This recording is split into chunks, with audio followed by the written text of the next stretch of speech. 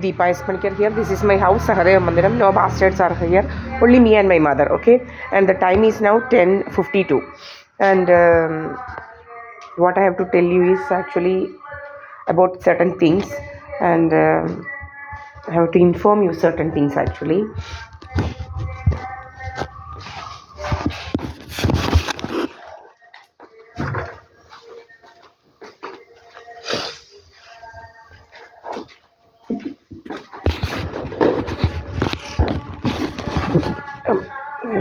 What I'm saying is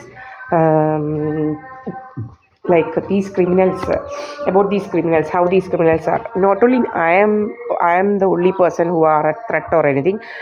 The same like me, there are so many people actually, and I will tell you, these can be done only with the help of family members, and if our family members are against us, then only other people can interfere with our life actually.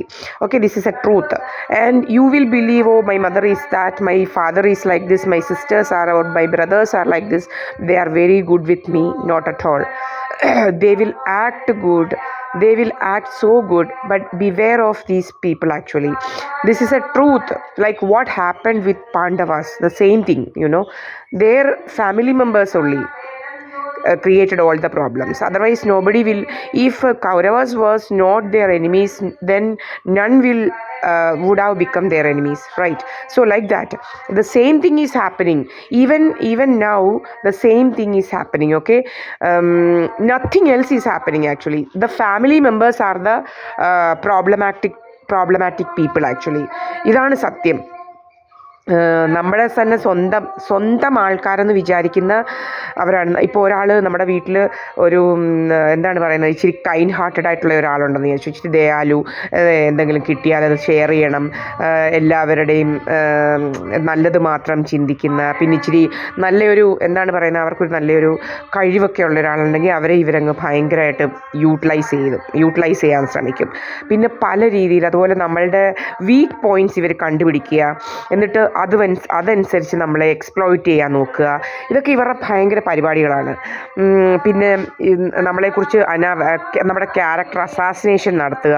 പിന്നെ നമ്മളെ ഇവരുടെ ഒരു രീതിയാണ്, നമ്മളെ കല്യാണം കഴിപ്പിക്കുന്നത് തന്നെ divorce ചെയ്യിപ്പിച്ചിട്ട് എന്തൊക്കെയോ റിലേഷൻഷിപ്പിന് വേണ്ടിയിട്ടുള്ള ബ്രേക്ക് ആകുമ്പോൾ എന്തൊക്കെയോ തരത്തിലുള്ള പൈസകളൊക്കെ കിട്ടുന്ന ഇടപാടുകളൊക്കെ ഉണ്ട്. അപ്പോൾ ഇതൊക്കെ എന്തൊക്കെയോ കള്ളത്തരങ്ങളുണ്ട് ഇവർ ഈ കൂട്ടരുടെ കയ്യിൽ. ഇൻഷുറൻസ് റിലേറ്റഡ് ആയിട്ടുള്ള പല കള്ളത്തരങ്ങളും ഇവന്മാരുടെ കയ്യിലുണ്ട്. അപ്പോൾ ഇതൊക്കെ നമുക്ക് അറിയാൻ വയ്യാത്ത ഹിഡനായിട്ടുള്ള കുറേ ആൾക്കാർ, ഇത് നമ്മളെ അറിയിപ്പിക്കത്തില്ല. ഇവന്മാർ ഈ കുടുംബത്തുള്ളവന്മാർക്കൊക്കെ അറിയാം, ഇത് അവളുമാർ ഈ ആൾക്കാർക്കും ഈ പെണ്ണുങ്ങൾക്കും ആണുങ്ങൾക്കും ഒക്കെ. എനിക്ക് ഭയങ്കരമായിട്ട് ഇവരോട് ഭയങ്കര ഇതാണ്. കാരണം എന്ന് വെച്ച് കഴിഞ്ഞാൽ അത്രയ്ക്ക് ക്രിമിനൽ മൈൻഡഡ് ആയിട്ടുള്ള ആൾക്കാരാണ് ഇവർ. എന്നിട്ട് ഇവരിങ്ങനെ ജോബ് ലോസ് ഇൻഷുറൻസ് തട്ടിയെടുക്കാൻ വേണ്ടിയിട്ട്, അങ്ങനെ പല രീതിയിലുള്ള ഇൻഷുറൻസ് തട്ടിയെടുക്കാൻ വേണ്ടിയിട്ട് ഇവർ നമ്മളെ പല രീതിയിൽ ഹരാസ് ചെയ്യുന്ന സ്വഭാവം, നമ്മുടെ സ്വഭാവഹത്യ, ഗ്യാസ് ലൈറ്റിങ്, ഇതൊക്കെ ഭയങ്കര പരിപാടിയാണ്. നമ്മുടെ വീട്ടിൽ നിന്ന് പിടിച്ചുകൊണ്ട് പോയി നമുക്കൊരു അസുഖം വന്നാൽ നമ്മുടെ വീട്ടിൽ നിന്ന് നമ്മൾ പോവുകയും അങ്ങനെയൊക്കെയല്ലേ നമ്മളെ ഒരു ഇത് വരുന്നത്.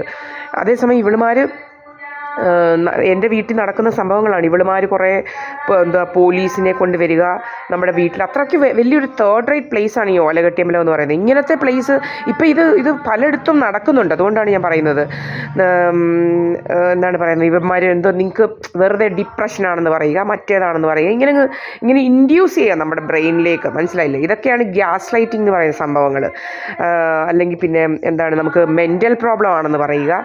എന്നിട്ട് നമ്മളുടെ സ്വത്തുക്കളും വകകളും ഒക്കെ കൈക്കലാക്കി ഇവർക്ക് അനുഭവിക്കാനുള്ള ഇതൊക്കെ ഉണ്ടാക്കുക.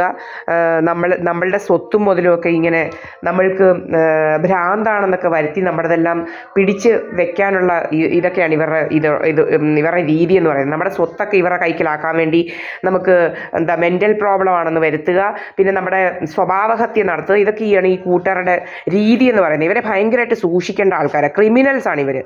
ഭയങ്കര ഇവരെന്തും ഭയങ്കര സീക്രട്ടായിട്ട് കൊലപാതകം വരെ നടത്തുന്ന ആൾക്കാരാണ് ഈ ആൾക്കാർ. എന്നുവെച്ചാൽ നമ്മുടെ വീടിൻ്റെ സൈഡിൽ കൂടെ അതുവിലെ കൂടെയൊക്കെ വരിക, ഓരോരുത്തരെ നമ്മുടെ വീട്ടിലേക്ക് പറഞ്ഞു ഇടുക, എന്നിട്ട് ഇവന്മാരൊക്കെ നമ്മുടെ വീട്ടിൽ എന്നിട്ട് എഡിറ്റ് ചെയ്യുക, നമ്മുടെ ക്യാമറ ഓഫ് ചെയ്ത് വെക്കുക, അങ്ങനെ പല പല രീതി ഇവന്മാരുടെ കയ്യിലുണ്ട്. എന്നിട്ട് ഇവരൊക്കെ അങ്ങ് ഭയങ്കര നല്ലതായിട്ടാണ് അഭിനയിക്കുക. എക്സാക്ട്ലി ലൈക്ക് ജോളി ഇല്ല, കൂടത്തായി ജോളി എങ്ങനെയാണോ അഭിനയിച്ചത് അതുപോലെയാണ് ഇവളുമാരുടെ അഭിനയങ്ങളെന്ന് പറഞ്ഞാൽ. ഇവളുമാരും അഭിനയിക്കുന്നത് ഭയങ്കര നല്ല ഇമേജായിട്ടാണ് അഭിനയിക്കുന്നത്. അതേസമയം ഈ ഇന്നൊസെൻറ്റ് പീപ്പിൾ എന്ന് പറയുന്നത് ചിലവർ ബ്രസ്റ്റ് ഔട്ടാവും, നമ്മൾ ചിലപ്പം പൊട്ടിത്തെറിക്കും, നമ്മളുടെ കാര്യങ്ങൾ പറയും, ഉറക്ക സംസാരിക്കും. പിന്നെ പക്ഷേ അങ്ങനെയൊന്നുമല്ല. ഇവർ ഭയങ്കര എന്താണ് പറയുന്നത്, ഭയങ്കര കാൽക്കുലേറ്റഡ് ആണ്. അങ്ങനെയുള്ള ക്രിമിനൽസാണ് ഇവർ, മനസ്സിലായില്ലേ? ഭയങ്കര കാൽക്കുലേറ്റഡ് ആയിട്ട് എന്തുവാ ചെയ്യുന്ന കുറേ കാര്യങ്ങളാണ്. കുറേ ക്രിമിനൽസ് ഉണ്ട്. ഇങ്ങനെ ഉള്ള ഇതാ വന്ന് നിൽക്കുന്നത് ഇവളൊരു വലിയ കേമിയാണ്. ഇവള് SNDPയുടെ ഇവളുടെ അപ്പനും ഇതുപോലെ തൂങ്ങിച്ചത്തെന്നാണ് പറയുന്നത്. പക്ഷേ നാട്ടുകാരെല്ലാം അന്ന് പറഞ്ഞുകൊണ്ട് പോയി ഇവളുടെ അപ്പൻ്റെ കാല് ഒരു കുഞ്ഞു മാവേലാണ് തൂങ്ങിച്ചത്തത്. കുഞ്ഞു മാവേൽ എങ്ങനെ തൂങ്ങും? ഇവിടെ കുറേ ഉണ്ട് അങ്ങനത്തെ സംഭവങ്ങൾ. കുഞ്ഞു മാവേൽ എങ്ങനെ തൂങ്ങും, പിന്നെ കാലെല്ലാം താഴെ ഇരിക്കുകയായിരുന്നു. ഇവിടെ പിന്നെ ജനലയിലൊക്കെയാണ് ആൾക്കാർ തൂങ്ങുന്നതെന്നാണ് പറയുന്നത്. ഭയങ്കര തമാശകളൊക്കെയാണ്, മനസ്സിലായില്ലേ? അപ്പോൾ ഇഷ്ടം പോലെ ആത്മഹത്യകളാണ് ഇവിടെ നടക്കുന്നത്. എന്ന് വെച്ച് കഴിഞ്ഞാൽ ആത്മഹത്യയൊന്നുമല്ല, എന്നിട്ട് എല്ലാം പറയുന്നത് ഫിനാൻഷ്യൽ ക്രൈസിസ് എന്നുള്ളതാണ് ഇവരുടെ ഇത്. അപ്പോൾ ഇങ്ങനത്തെ ക്രിമിനൽ ആക്ടിവിറ്റീസ് ഇവരുടെ ഇതാണ്. ഗ്യാസ് ലൈറ്റിങ്, പിന്നെ എന്താണ് ക്യാരക്ടർ അസാസിനേഷൻ, അങ്ങനെ പല പല രീതിയാണ് ഇവർക്ക്, മനസ്സിലായില്ലേ? അങ്ങനെ പല പല രീതിയാണ്. അവളുമായിട്ട് പോകുന്നുണ്ട്, ശ്രീലതയുമായിട്ടാണ് പോകുന്നത് ഇവള്.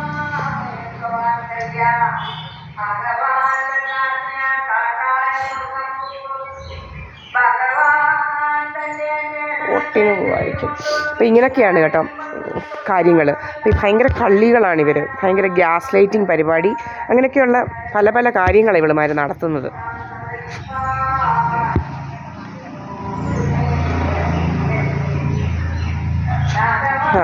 ഇങ്ങനെയൊക്കെയുള്ള കാര്യങ്ങളാണ് ചെയ്യുന്നത് ഇവളുമാർ. ഭയങ്കര കാൽക്കുലേറ്റഡ് ആയിട്ടുള്ള ആൾക്കാരാണ്. നമ്മളെ ഭയങ്കരമായിട്ട് ഒബ്സേർവ് ചെയ്യുന്നതാണ് സ്വഭാവമാണ് ഇവർക്ക്. എപ്പോഴും നമ്മളെ ഒബ്സേർവ് ചെയ്യും ഇവർ. നമ്മളെന്തൊക്കെയാണ് ചെയ്യുന്നത്, നമ്മുടെ രീതി എങ്ങനെയാണ്, നമ്മളുടെ എല്ലാ രീതികളും ഇവർ ഒബ്സേർവ് ചെയ്യും. ഭയങ്കര കള്ളരാണ് ഇവർ. ഇതുപോലെ ജോബ് ലോസ് ഇൻഷുറൻസ് തട്ടിയെടുക്കാൻ വേണ്ടിയിട്ടാണ് ഇപ്പം ശ്രമിച്ചുകൊണ്ടിരിക്കുന്നത്. എന്നെ വെച്ച് ഇവർക്ക് ജോബ് ലോസ് ഇൻഷുറൻസ് വേണം, അതിനിങ്ങനെ ശ്രമിക്കുകയാണ് ഇവന്മാർ. ഭയങ്കര കള്ളരാണ്, മനസ്സിലായില്ലേ? എന്ന് വെച്ചാൽ ഇപ്പം കാണാമല്ലോ, ഭയങ്കര ജോബ് ലോസ് ഇൻഷുറൻസ് ഒക്കെ കിട്ടുന്ന രീതികളൊക്കെ ഉണ്ട് എടുക്കുന്നതെന്ന് വെച്ച് കഴിഞ്ഞാൽ എൻ്റെ ജോബ് നഷ്ടപ്പെട്ടു, സസ്പെൻഷൻ, ചിലതൊക്കെ ഭയങ്കര ഡ്രമാറ്റിക്കായിട്ട് നടത്തുന്ന കാര്യങ്ങളാണ് ചിലതൊക്കെ. അതുപോലെ നമ്മുടെ ജോബൊക്കെ ഇൻഷുർ ചെയ്യുന്ന കാര്യങ്ങളൊക്കെ നിങ്ങൾക്കറിയാം. അതുപോലെ ചെയ്തിട്ട് ഇങ്ങനെ നമ്മുടെ ജോലി നഷ്ടമായി എന്നൊക്കെ പറഞ്ഞിട്ട് ഞാനൊരു LLB ഹോൾഡറാണ്, ഞാൻ എൻറോൾഡാണ്, എല്ലാം ഞാൻ കാണിച്ചു തരാം. എന്നിട്ട് ഇതൊക്കെ വെച്ച് നമുക്ക് വട്ടാണെന്ന് വരുത്തിയിട്ട് നമ്മുടെ ഈ ജോബ് ലോസ് ഇൻഷുറൻസ് അടിച്ച് മാറ്റി ഇവർക്ക് പുട്ടടിക്കണമെന്നുള്ള ആഗ്രഹത്തിലാണ്.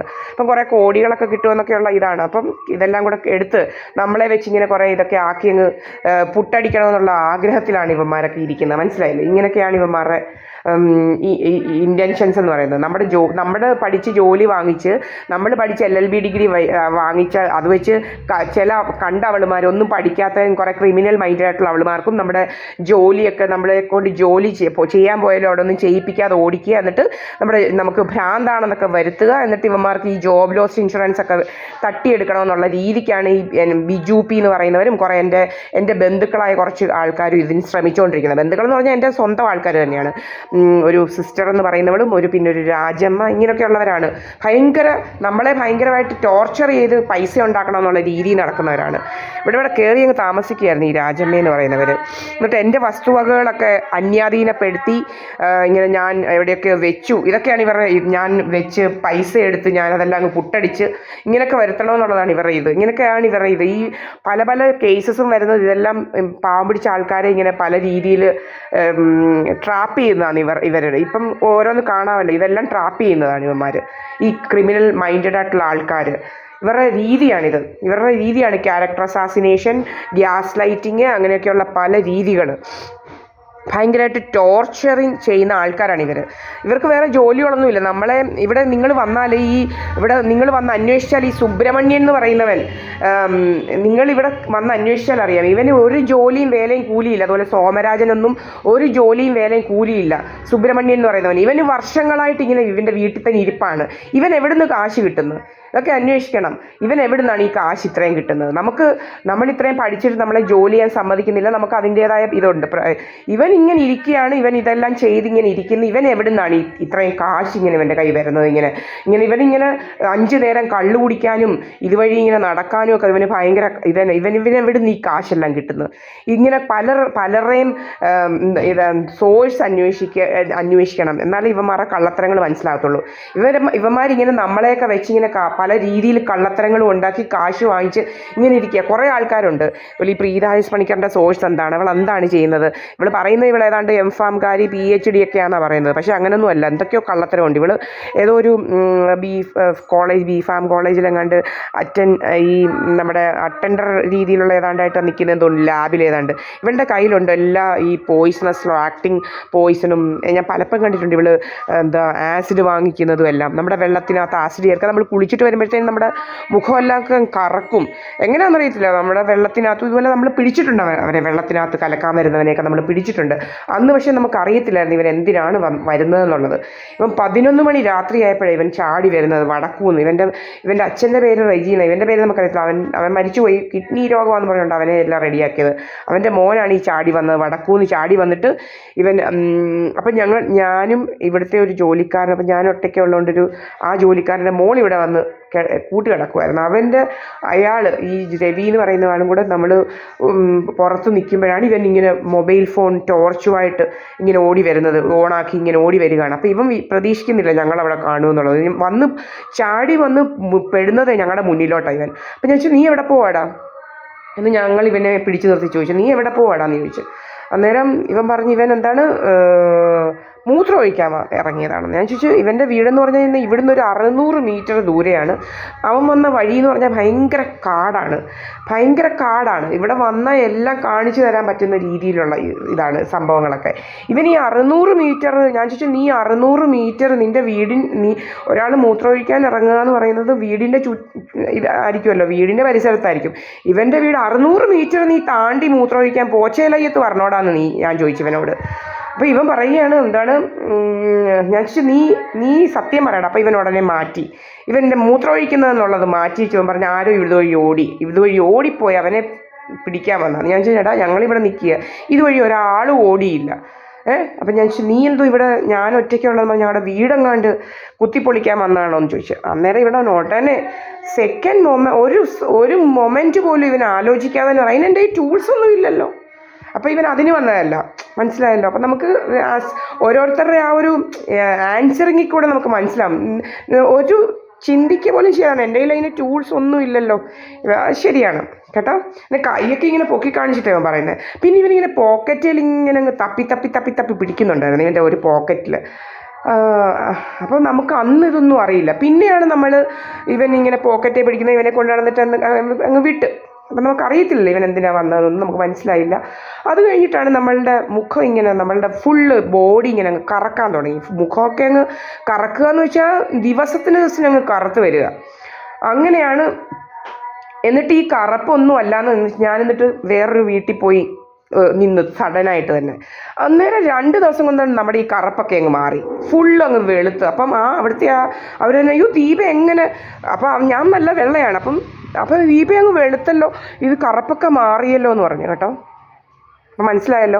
അപ്പം നമുക്ക് മനസ്സിലായി. അപ്പം നമ്മൾക്ക് മനസ്സിലായി കറക്കുന്ന പരിപാടി ഇതെന്തോന്ന്, ഇവന്മാർ ഇതിനകത്ത് കലക്കുന്നതാണ്. എന്നിട്ട് കരളി രോഗം എന്നൊക്കെ പറയാൻ, അപ്പം ഇങ്ങനെയുള്ള കൂട്ടരാണ് കരളി രോഗം. ഈ രോഗമൊക്കെ വരുത്തി ഇൻഷുറൻസ് തട്ടാൻ വേണ്ടിയിട്ടാണ് ഇവന്മാർ ഇതൊക്കെ ചെയ്യുന്നത്. അങ്ങനെ അവരും പറഞ്ഞു ദീപ അങ്ങ് കളറ് മാറിയല്ലോ. അപ്പം പിന്നെ നമ്മൾ ശ്രദ്ധിക്കാൻ തുടങ്ങി, നമുക്ക് ഈ കളറ് മാറുന്നതും ഒക്കെ പിന്നെ നമ്മുടെ ബോഡിയെക്കുറിച്ച് നമ്മൾ നന്നായിട്ട് ശ്രദ്ധിക്കാൻ തുടങ്ങി, ഈ കളർ മാറുന്നത് എങ്ങനെയാണ്. അപ്പം നമുക്ക് പണ്ടും ഇങ്ങനെ പലരും നമ്മുടെ സ്കിന്നിനെ കുറിച്ച് പറഞ്ഞിട്ടുണ്ട്. ഒരിക്കൽ നമ്മളിങ്ങനെ പോയപ്പോൾ ഇവർ ലേസറൊക്കെ ഇങ്ങനെ അന്ന് നമുക്ക് മനസ്സിലായില്ല ഇതൊന്നും. അപ്പോൾ ഒരാളിങ്ങനെ പറഞ്ഞു നിങ്ങളുടെ സ്കിന്നും ഇങ്ങനെ എന്തൊക്കെയോ ചെയ്തിട്ട് എന്തോ ഇതുണ്ടെന്ന് പറഞ്ഞവർ, പൊള്ളിയതുപോലെയാണ്. അപ്പോൾ ഈയിടയ്ക്ക് വന്ന എൻ്റെ മോളും പറഞ്ഞു അമ്മയുടെ മുഖമൊക്കെ പൊള്ളിയതുപോലെ, എന്താ എങ്ങനെ ഈ പൊള്ളിയിരിക്കുന്നത്, പുരികം എങ്ങനെയാണ് എടുത്തിരിക്കുന്നത്, അങ്ങനെ പലതും കാണുന്നവർക്കൊക്കെ മനസ്സിലാവാൻ തുടങ്ങി. ഒരു 10-20 വയസ്സുള്ള ആൾ വരെ ചോദിക്കുന്നത് ഇങ്ങനെയാണ്, ഇതെന്താ പറ്റി, ഇതെന്താ പൊള്ളിയത്, ഇതെങ്ങനെ ഇവിടെ പൊള്ളിയിരിക്കുന്നത്. അപ്പോൾ ഇവരിങ്ങനെ പൊള്ളിക്കുക. നമുക്കറിയാതെ നമ്മൾ ഒരുങ്ങുന്ന ഉടനെ പിന്നെയാണ് അതൊക്കെ നമ്മൾ അങ്ങോട്ട് ഒരുങ്ങിക്കഴിഞ്ഞാൽ ഉടനെ അങ്ങ് പൊള്ളിക്കും നമ്മുടെ 2 ചീക്കിൻ്റെ അവിടവും. അങ്ങനെയാണ് എന്നും 2 ചീക്കിൻ്റെ അവിടെ പൊള്ളിക്കുക, നമ്മുടെ മൂക്കയിലോട്ട് അടിക്കുക, നമ്മുടെ പുരികമെല്ലാം എടുക്കുക. ഇതൊക്കെ ഇവന്മാരുടെ ഭയങ്കര സ്ഥിരം പരിപാടികളാണ്. ഇങ്ങനെയൊക്കെ നമ്മളെ അഗ്ലി ആയിട്ട് ഇതാക്കാൻ നോക്കുക. പിന്നെ ബ്ലോട്ടിങ് ഗ്യാസ് പരിപാടിയാണ് വേറൊന്ന് ഇവന്മാരുള്ളത്. എന്ന് വെച്ച് കഴിഞ്ഞാൽ നമ്മളെവിടെയെങ്കിലും പോകാനായിട്ട് ഒരുങ്ങുമ്പോഴേ അല്ലെങ്കിൽ നമ്മൾ രാവിലെ എണീക്കുമ്പോഴേ ഇവരുടെ ഡ്രാമയ്ക്കനുസരിച്ച് എന്നുവെച്ചാൽ നമ്മുടെ വീട്ടിൽ നമ്മളാണ് നിൽക്കുന്നതെങ്കിലും വേറെ ആരൊക്കെയാണെന്ന് ഡ്രാമ ഉണ്ടാക്കുക.